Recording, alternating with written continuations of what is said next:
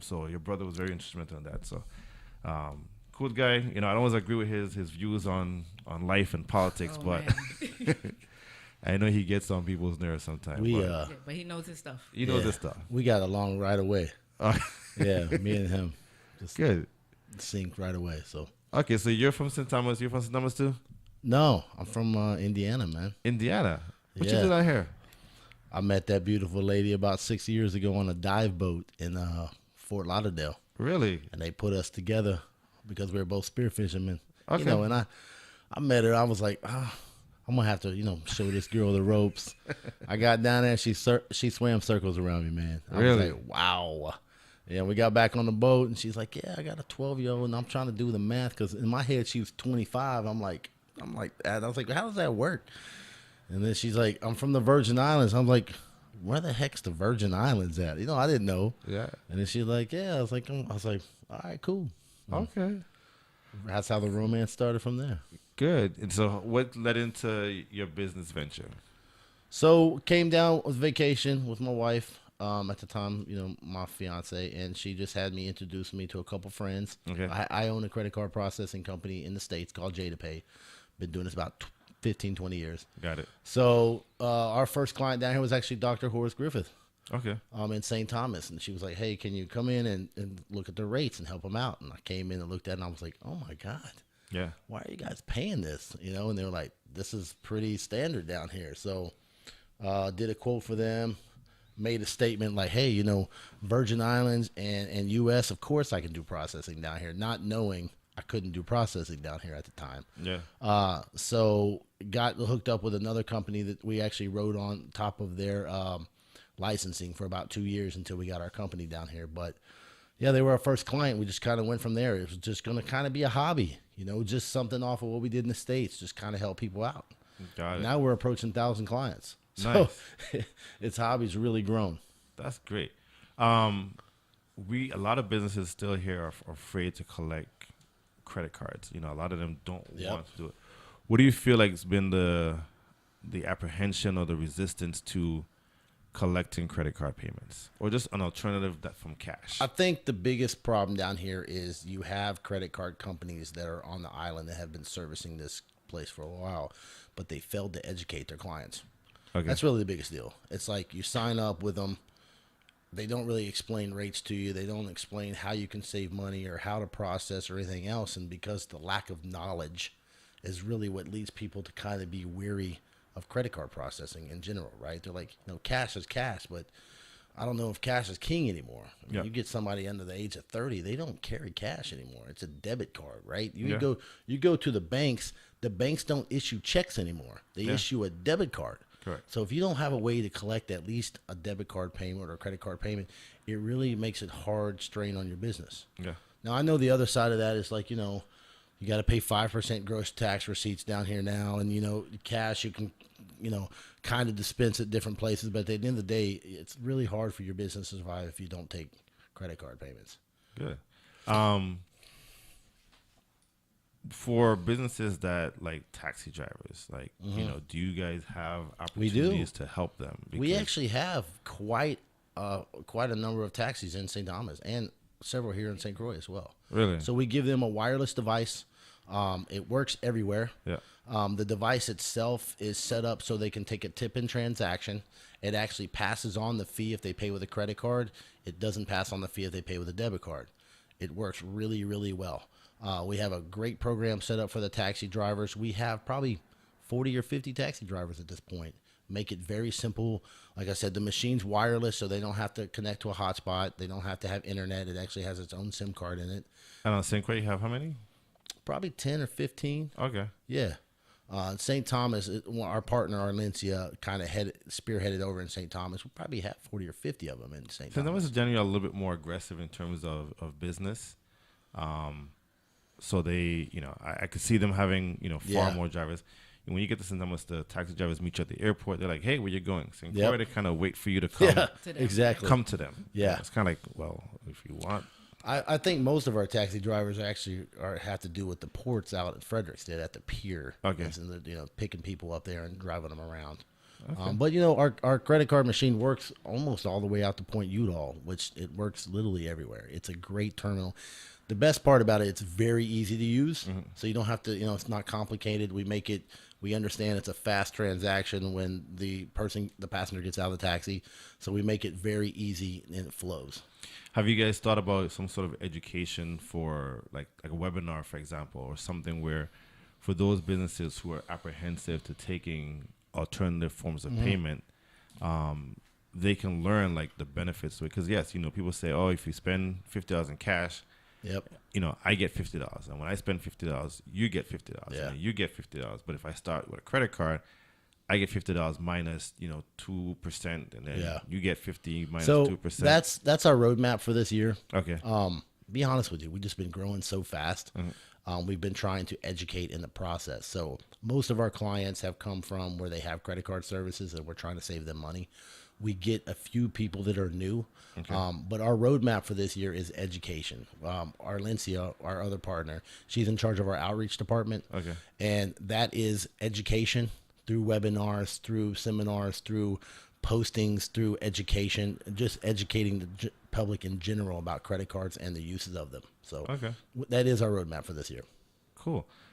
What's been some of the challenges you've seen? So, you know, you mentioned in the beginning about being in the Virgin Islands. So we had Congresswoman Stacey Plaskett on the phone, and we talked to her about, you know, access to tools like Stripe. Because I run online businesses, and for almost all of my clients, the only option is authorize.net for, Right. you know, as a payment gateway. Right.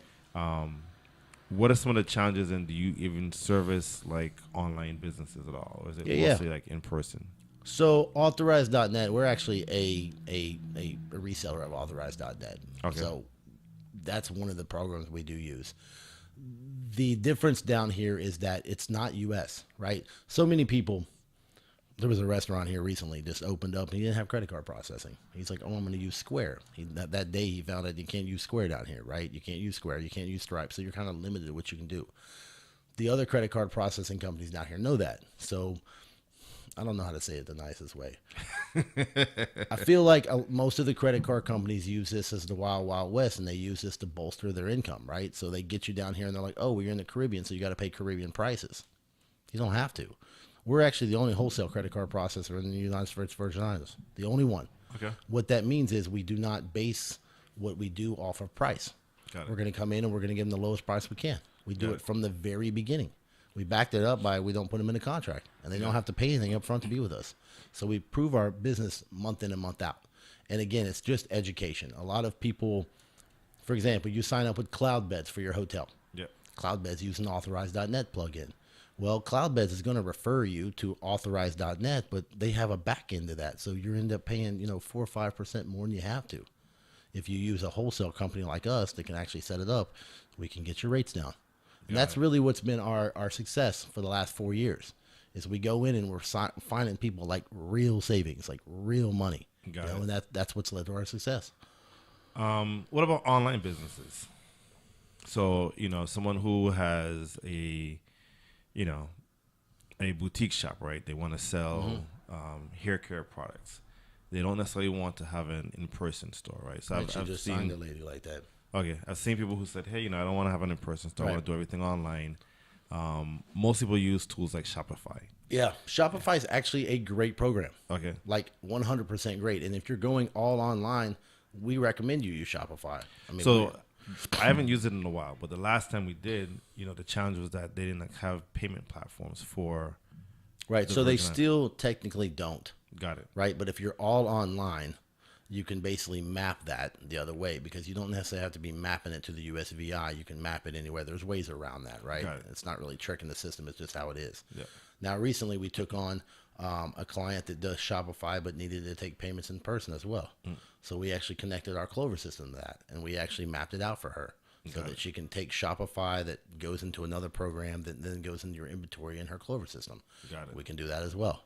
It really just comes down to what they need. 9 times out of 10 when they're coming to us, they're like, can you please help me? That's the biggest fallback, right? People have the grandest and the greatest ideas they want to do, but they don't know how to get from point A to point B. There's all this stuff in between, and they're just getting all this stuff thrown at them.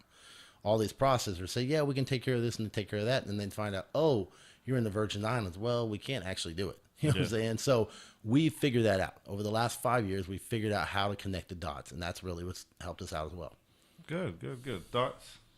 Yeah, I think our greatest success is we came down here, and unfortunately, being from here and being explained how badly our businesses are being treated as far as the higher rates and being locked into equipment leases and stuff like that. Yeah. That's where we came in and decided to change that around.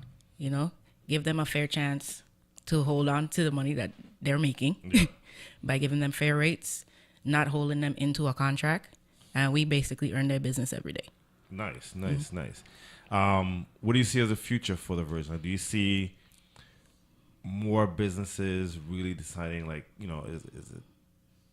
Do you see more younger people? Do you see let's say the next 5 years, right? What do you think that's going to look like for the Virgin Islands when it comes to payment processing?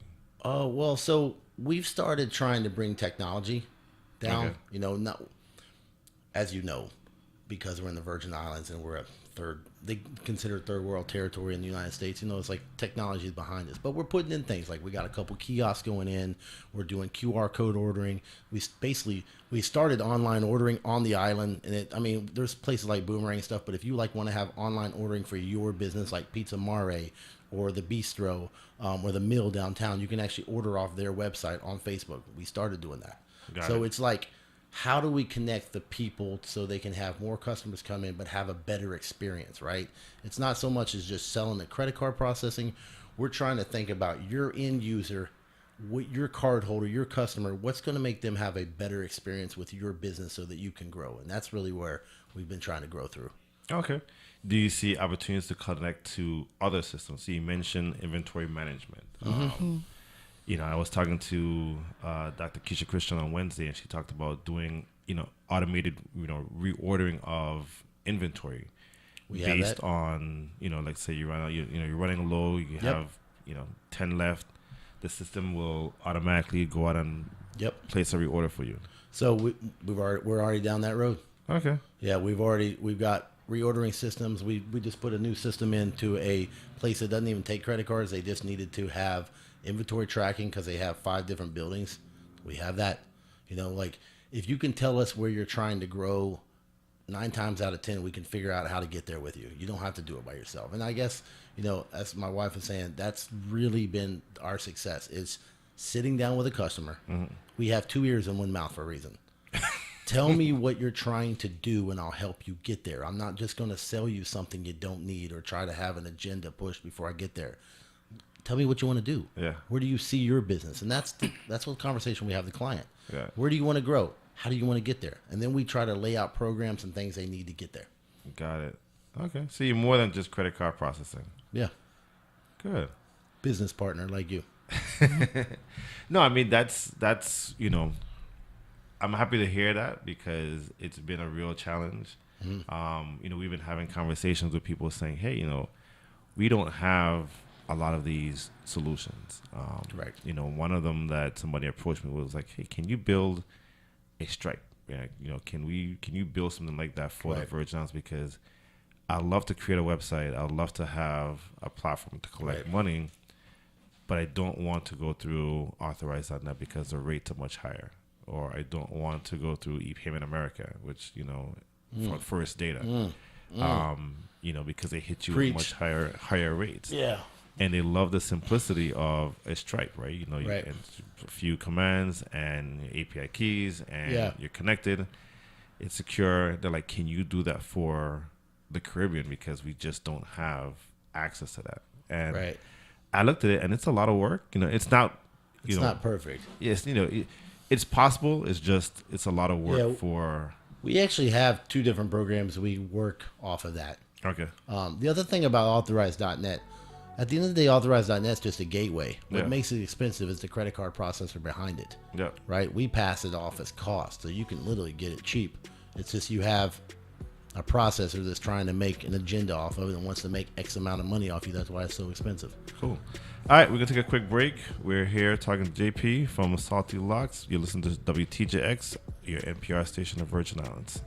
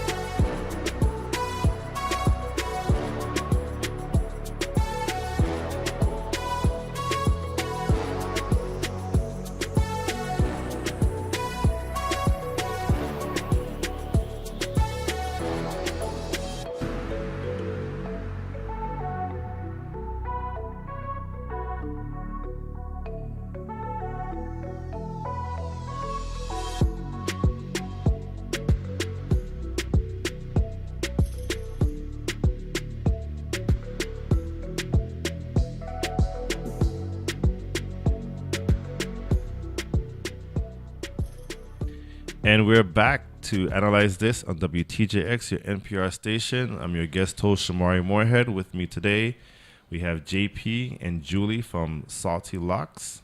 So I'm going to take a step back, more about your background, why the Virgin Islands, why you didn't stay in Florida. So yeah, running the company in the States was great. But when I met my wife, and one of the first things she said is like, I want to move back home. Okay. Her parents are in St. Thomas, her family's in St. Thomas. So when we started working here, we were traveling back and forth for a while. Okay. I stayed in St. Thomas. We had kept a place there and was going back and forth and just kind of developing clients. And then I guess it hit about a year after that. It's like, I think we really got something here. We need to be here more. If we're going to be a local company for the community, by the community, about the community, we need to be here 24/7. Yeah. So we made a plan. Came down, started in St. Thomas, met some clients from St. Croix. I had never been to St. Croix. Okay. I flew over. I'm from Indiana originally. So I flew over and I was like, oh my God. People got like houses with yards in front of them, and there's a highway here, and there's two sides. I was like, I'm moving to St. Croix. I fell in love with it. Okay. And so, you brought her to St. Croix or the other way around? We will have to say that he brought me to St. Croix. yeah. Okay. You don't like the more yard space and I don't have a problem with St. Croix. Okay. Because, St. Thomas was home. So. Yeah, but she gets to see, instead of being a 3-hour flight from her mommy, she's 15 minutes now. Yeah, that's a definitely plus. It's always great to hear when people who grew up here come back and get involved in doing things in the Virgin Islands. Keisha and Clyde were two examples of that. They came back and, Keisha has the largest pharmacy in the Virgin Islands. She's actually a client of ours. Yep.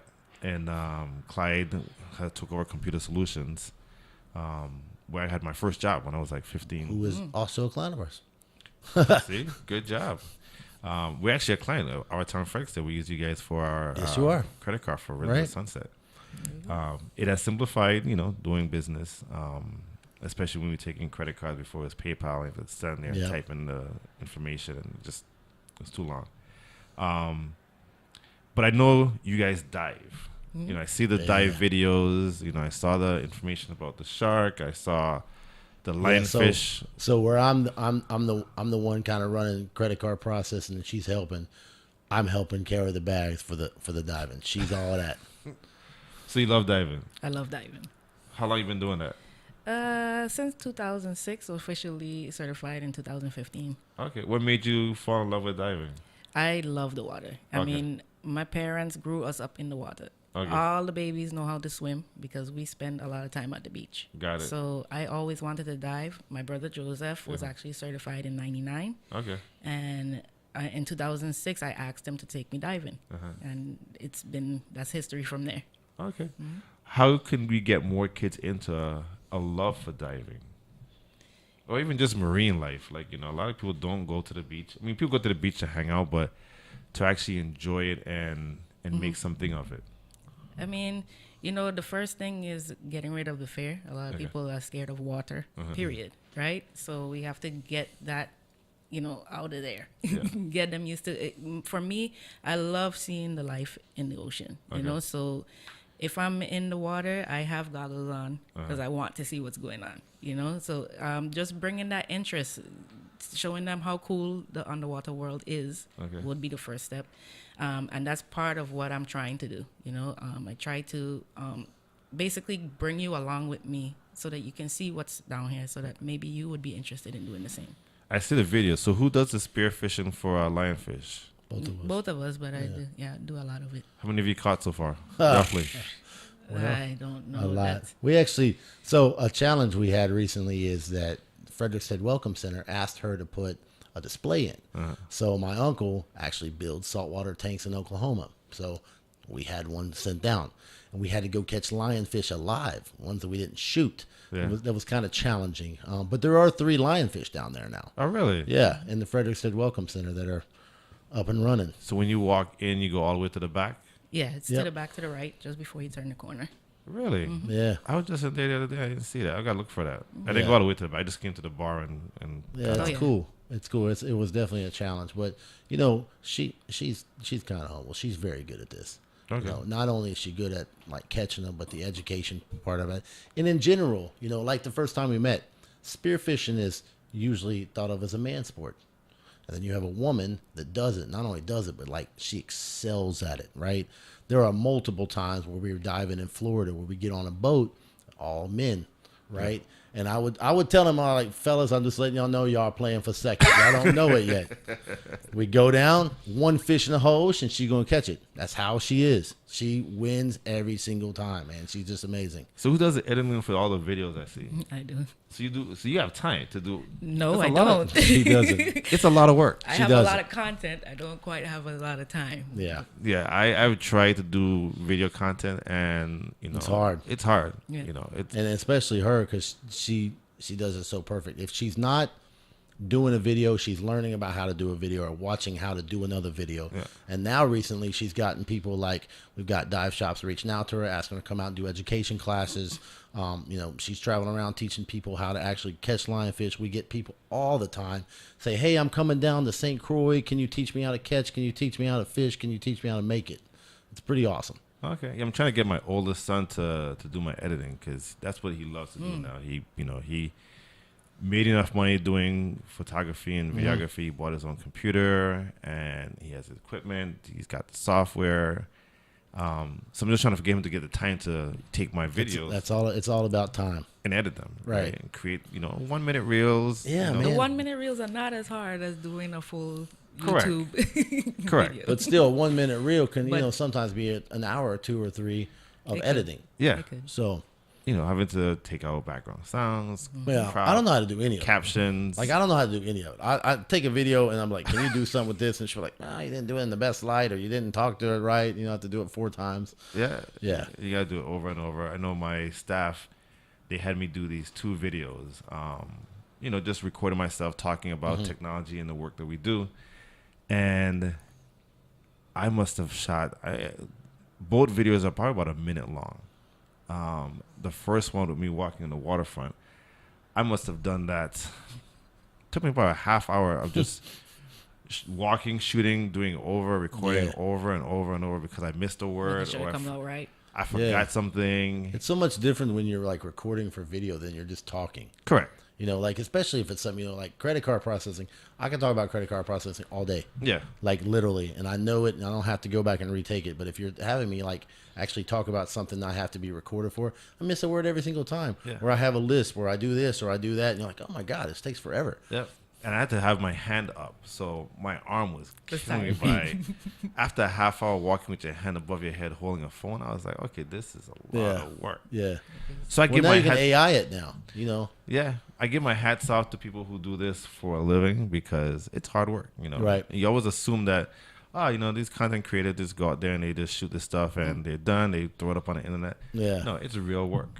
Yeah. Definitely can be. So Zion, I hope you're listening because that's a editing opportunity in there to edit my videos short amount of time and Right. get me to put, because I would love to put out more content about what I do. So people know me as like, hey, this tech person, but I don't do hardware. People always call me, hey, can you fix my computer? How do I fix this? I was like, no. I said, when I worked at Labor, I knew I was a Windows person. I could fix a computer. I used to work at Computer Solutions. I used to build them. Okay. But in the last 20 years, I've become more of a software Software. provider. So I create software. So I don't own a Windows computer. Well, that was Julie's actually background before she came on full time. When we started this, she actually was IT for a pretty large law firm in Florida, and that's kind of gave us a background and a starting help in this, and that she can help clients with their systems. Good. So you did like your brother, both Yeah, software? we IT all the way. Is it just the 2 of you? You got another sibling? No, we have 2 more siblings. Really? Older or younger? Another brother. So I'm the youngest of Okay. all. Joseph is the oldest. Okay. There's a boy and then another girl in between. Okay. Arlencia, her other sister, or her sister, that's our other partner. Okay. And so we have 2 offices. We have one here in St. Croix above the bank in Gallows Bay. Okay. And then we have another office in Anna's Retreat next to Walgreens in St. Thomas. And so she runs that office. Good. That's good, man. Yeah, it's a lot of work. So I give my hats off to you guys. Cool. All right. So as we talk payment processing, talked about getting more businesses online, what you can do for them. What do you see as a role of AI playing in this space, if any, right? I mean, it's really your advertising and stuff like that. What happens down here is that I wouldn't even say it's AI. The problem, the biggest problem we have down here, right? The biggest problem down here is people just don't know that there's an alternative. Got it.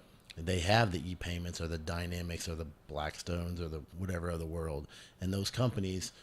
Nothing wrong with those companies, but they've been here forever. Yeah. And because they've been here forever, I think they've lost touch with their clients. Got it. Right? They might offer good service maybe through the phone, but they're pounding you with rates. Got it. There hasn't been a client that we've done a quote for that I can't save at least 20%.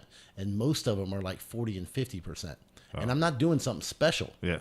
I'm just removing all the crap fees and rates that you got from this other company you've had for years that has never gone and looked at your stuff. Yeah. Right? And then I don't know who your sponsors are, so I'm not going to talk about the banks. But most of the banks, aside from Bank of St. Croix, who's our partner, also are the same way. They have credit card services, and they just don't take the time to actually learn the client and what they need. So they just give you stuff, and you pay for it. And that's why you end up paying.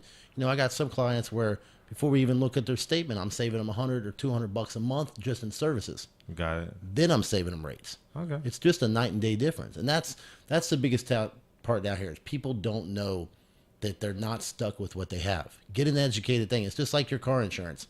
Look at your credit card rates every year. Yeah. What can you do better? Yeah. You don't know what you don't know. You don't. Right. And down here, it is expensive. I mean, at the end of the day, it is expensive because we're in the Caribbean. You have to pay LAC rates and things of that nature. But it doesn't have to be as crazy as it is. And there are some crazy rates out there. It seems like the longer you've been with your credit card processor, the more you're paying. Wow.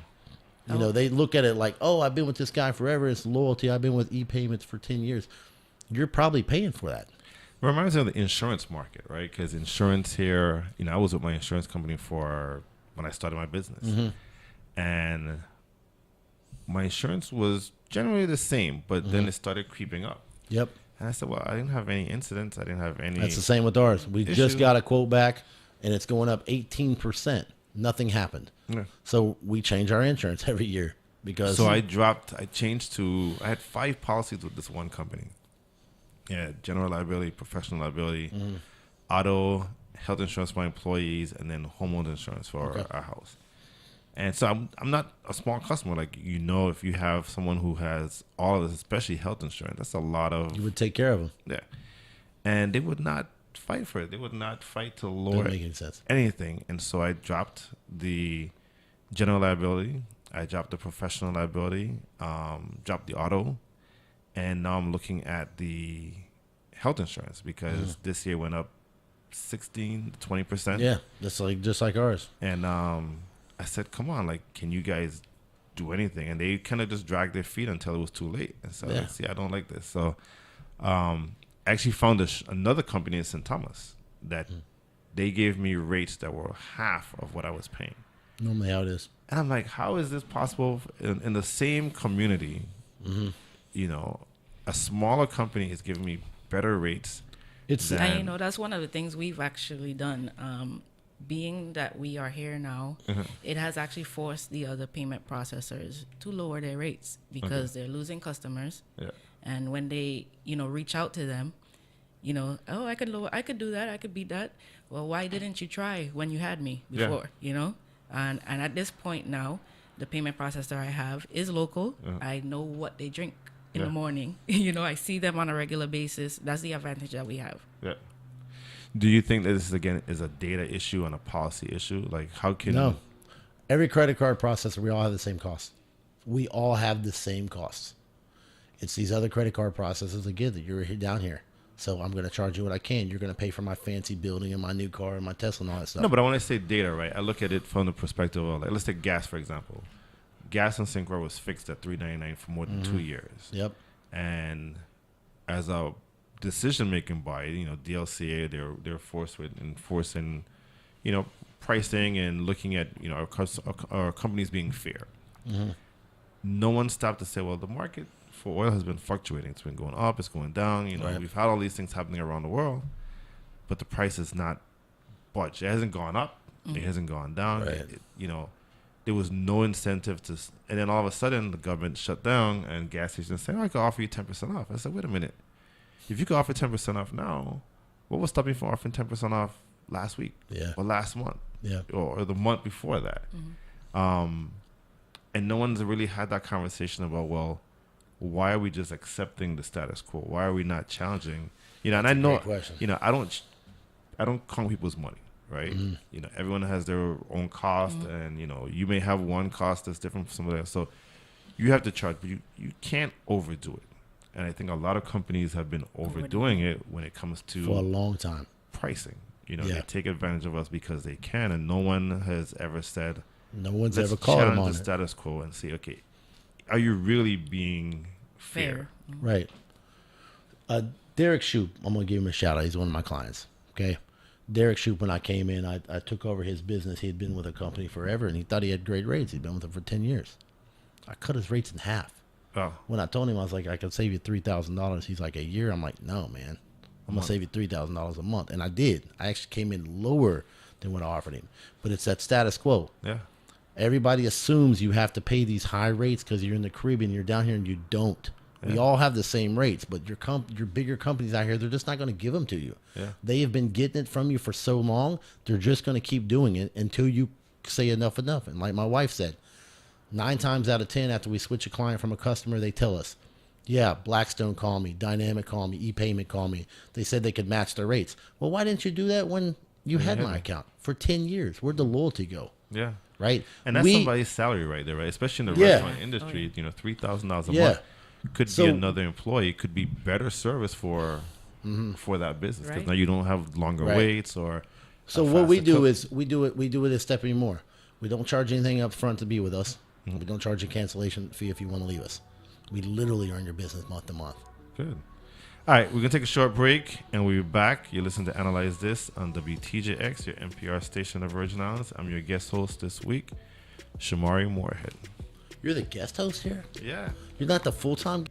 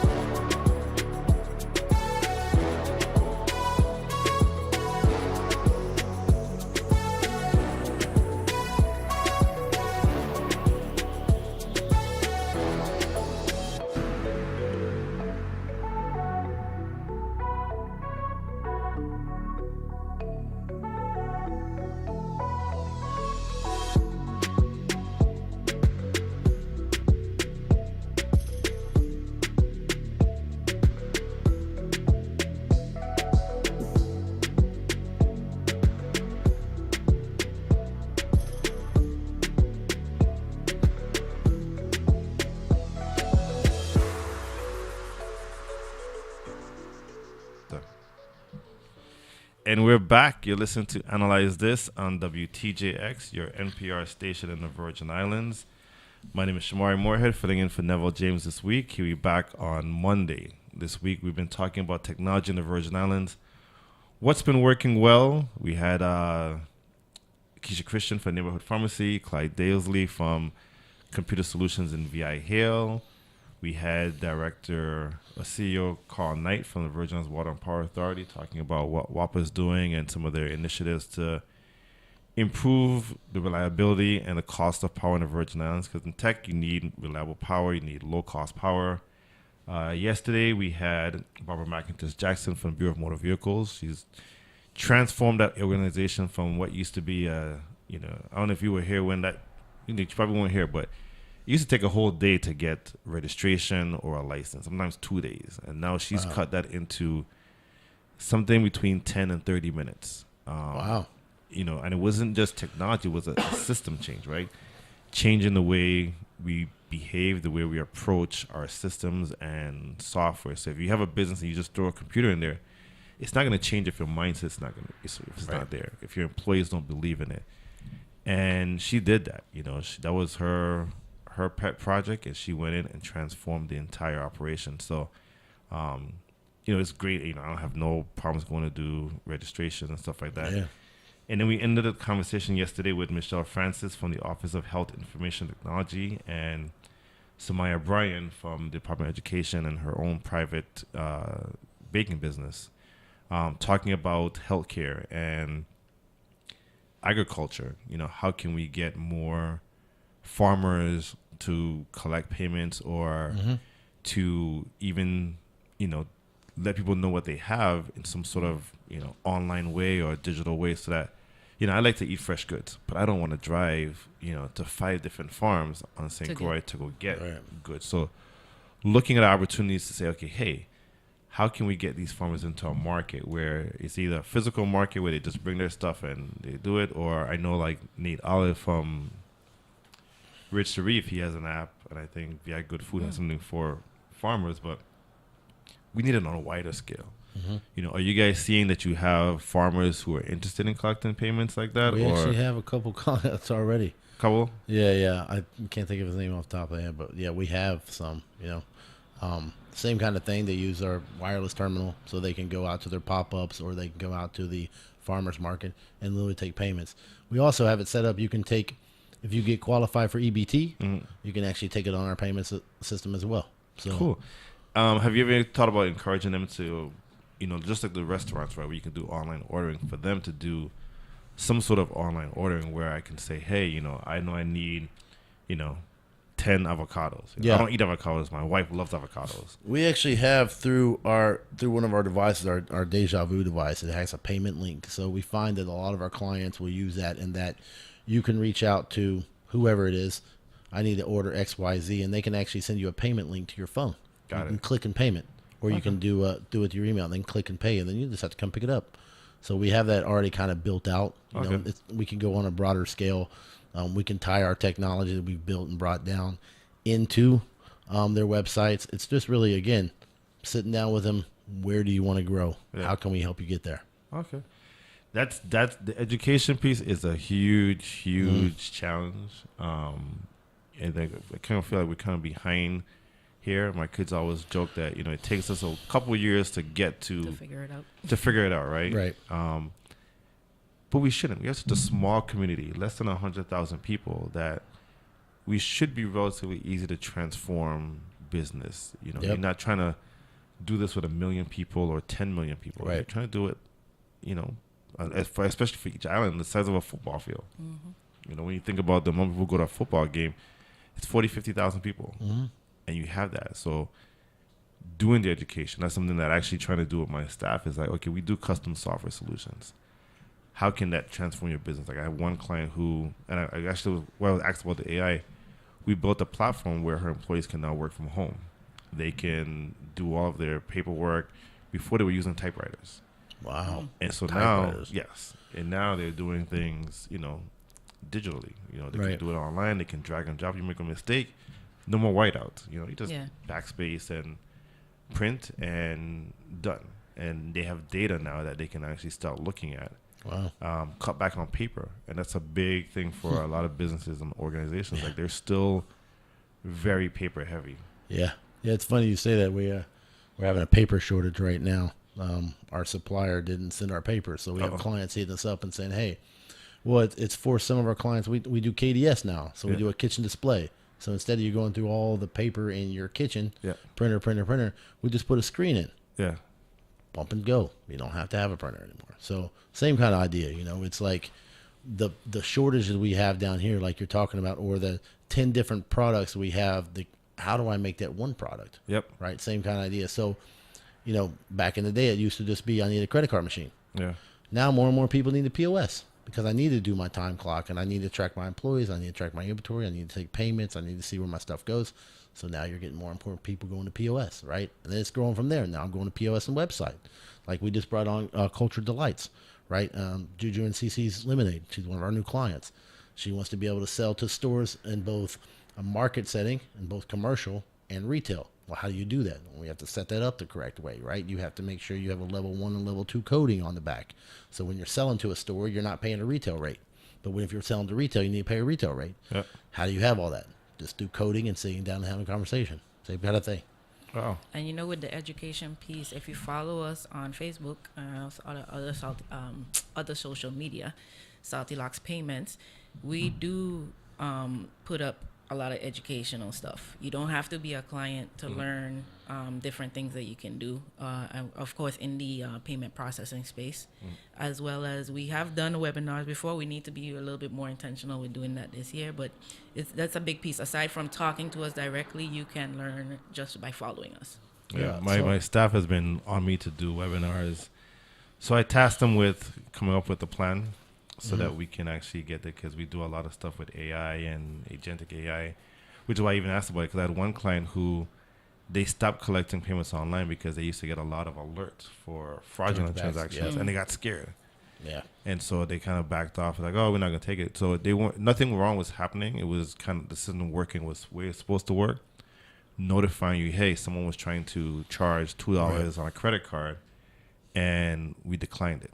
And so trying to get people to get over that fear of, okay, if you see these fraudulent transactions or the decline message, it's not necessarily that something is wrong. It's just that someone is taking advantage of, they saw an opportunity to use as a payment gateway to try these things. And the system worked the way it's supposed to by blocking it. Yep. And we just letting you know that, hey, we blocked it. It's education. Yeah. I mean, that's the other thing is like we just set that all the time. You have your settings so that you can stop the robo billers, right? Yeah. But it's this education. And that's really, it all comes back to the same thing. Education and communication down here moves business. Yeah. If people aren't educating you about the products you're having or what you need, or actually just caring about what you're like, I feel like at Salty Locs Payments, we usually care more about your business sometimes than you do. Like legitimately. Well, that's true for a lot of small businesses, right? Right. Their vendors care a lot more about them, because our success as vendors to a client is if they don't stay, we're not making money. So right. For a lot of businesses, they're so focused on their business. Correct. And if we can help them, take that little pain point of worrying about payments or worrying about online ordering or worrying about automation. That's really been our success. Like if you ask our clients, like our clients, we are not your credit card processor. We are like literally your business solution guy, because I'm helping you with your payment processing and your gift cards and your online ordering. And I'm looking out for the problems before they come to you. Our bigger clients here and our longevity clients, we're doing everything for them before it comes to them. It's not something they have to like figure out all the time. Where like you ask our clients around here, they'll say, hey, these guys watch out for me. That's our job. Do you see a room for like points and, incentive programs like that? So my kids were talking about that earlier, where like Chick-fil-A, for example, you accumulate points. Yep. And he was talking about going to the movies, and he's like, I would love to. I go to the movies once a month, or every couple of weeks with my friends. I would love to accumulate points to get it's not hard. Free fries or popcorn or it's not hard. We actually have that built in several programs already. Okay. Across the island, you go to Sandy Sweets, they have that. You go to Pizza Mare, they have that. You go down to the bistro, they have that. We already have that. It's already up and running. You just need someone to actually set it up and knows what they're doing. I think for stores to encourage their clients, right? It's kind of like a loyalty thing. So if you Exactly. yeah, if I know I'm gonna get points, I'm gonna keep coming back. That was me on Yeah. Starbucks, right? I used to go to Starbucks before I came back home. I used to go work out of a Starbucks, and I was like, okay, if I buy a tea today and I buy tea every day, well, I'm only spending like $2 or $3, but it accumulates, and now I get a free tea, Free one. or I get free. So it's just like it was in the States, man. I mean, like, I love my wife to death, but if there's a 10% off and it's 2 hours away, we sometimes are going to drive to that to get that 10% off, even though it's a lot closer at home. It's like, I can get 10% off because I accumulated points. It's the same kind of idea. Your mentality is like, oh, well, I'm going to keep going here because I'm going to get that free drink, or I'm going to get this X off. Yeah. Same idea. So I guess it's using technology to help business develop a loyalty program to get consumers coming back to them. Yeah. Because a lot of times, people will go and spend a little bit more for that experience. You got the fuel stations doing it now too, right? Actually, Plaza's not a client of ours, but they do it really well in that you go in, you spend groceries, and then they give you coupons off for gas. Yeah. That's amazing. Yeah. Right? Because gas is already expensive. So then you have places like Freedom Gas and Sandy Sweets that started doing something very similar. You go into Sandy Sweets and you can take that coupon. You can use it all for points in your gas. Stuff like that motivates people to drive that extra 10 or 20 miles to get the X off because I'm going to get something off from my program. Yeah. I've been trying to help people see that. And a lot of times, I think, again, it's fair, right? It's fair of, well, if I give away something free, I'm losing money. Yeah, but it's not free. No, it's not. Right? Because in reality, you're going to spend more than that in advertising and everything else to get the customer in the door. Correct. Take care of the customer once they come in the door and give them a little something for being there. They'll come back forever. Correct. Do you ever see, have that conversation with them where they understand, well, they look at the data, right? They look at, okay, well, I have, they can see Shomari comes in, twice a week and start to understand, well, I don't have to pay now for advertising for the cost of the customer acquisition cost, because I've developed a loyalty program where I can see Julie coming in, once a month, JP coming in every other month, and they've built that up. So now your cost is... And then you're bringing people with you. Yeah. Right? So you're automatically getting that in there. Yeah. And it's easy. It's like, it's one of the greatest things you can do. If you take care of your customer once they're in your location, and they will come back forever. Yep. People don't understand that. So we try to do the same thing with our payment processing. I don't care too much about the money I make off you. Yeah. I don't care too much about what we're going to sell you. I mean, we'll take care of the product. We care about the product we're actually putting out there. We want to have a conversation. We want to make sure that you are on a first name basis with us and enjoy the product. That alone, the Virgin Islands has been one of the greatest places to have credit card processing, because 90% of our clients come from referrals. Oh, wow. Legit. It's like, hey, I know you took care of me. Can you please take care of this person here? And that's really what's made our community business grow, is that we are about the community and for the community. Cool. All right, so we're coming up to our last few minutes. Are there any roadblocks to your growth? So, or even for not necessarily for you, but for our businesses. So when you think of like laws on the books or that need to be put in place, are there roadblocks? Not allowed to speak about that. Well, are there roadblocks to, your customers' growth, right? Like when you look at your customers and what they're trying to achieve, especially in the payment world, are there things that we could do better in the Virgin Islands that you see from your side? I think there's a lot of misinformation being put out by some government entities in regards to payment processing. And because the government entities don't actually understand payment processing, they kind of interpreted it the wrong way, and it's caused issues in the business world in regards to payment processing, because what they're educating and what they're fining you on is not actual in regulation with Visa and MasterCard law. Okay. And so that's been a battle for us because we understand it explicitly. Yeah. We've tried to explain it to them explicitly, but they just don't want to listen. They have an agenda, and they want to stay on that agenda. So that's been one roadblock. The other roadblock is just companies out there, business owners, hotel owners and restaurant owners that just stay with status quo because they think they have to. Yeah. They think that they have to pay 4% and 5% and 7%, and they don't want to be educated. Every single client we get, once we get them, they're like, how did we ever do this without you? Yeah. Right. And then you talk about the technology, right? So Pro Baptist Health is a good client, right? Same idea. We came in, brought them some technology, and boom, changed the way they do stuff overnight. So it's just helping people along the way. Okay.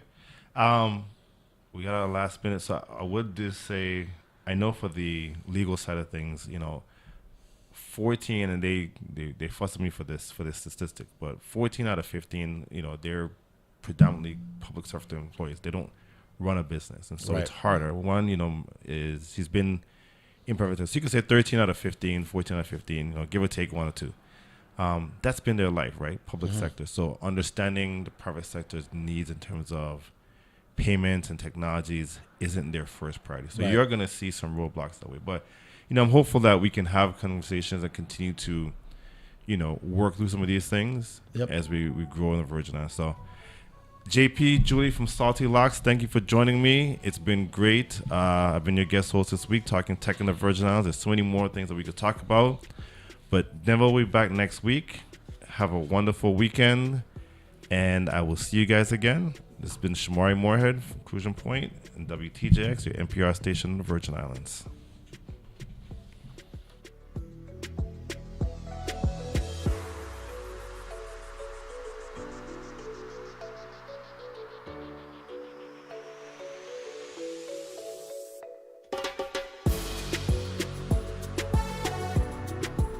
The views and opinions expressed on Analyze This are entirely those of the on-air participants and do not reflect those of the station's board, management, staff, or underwriters.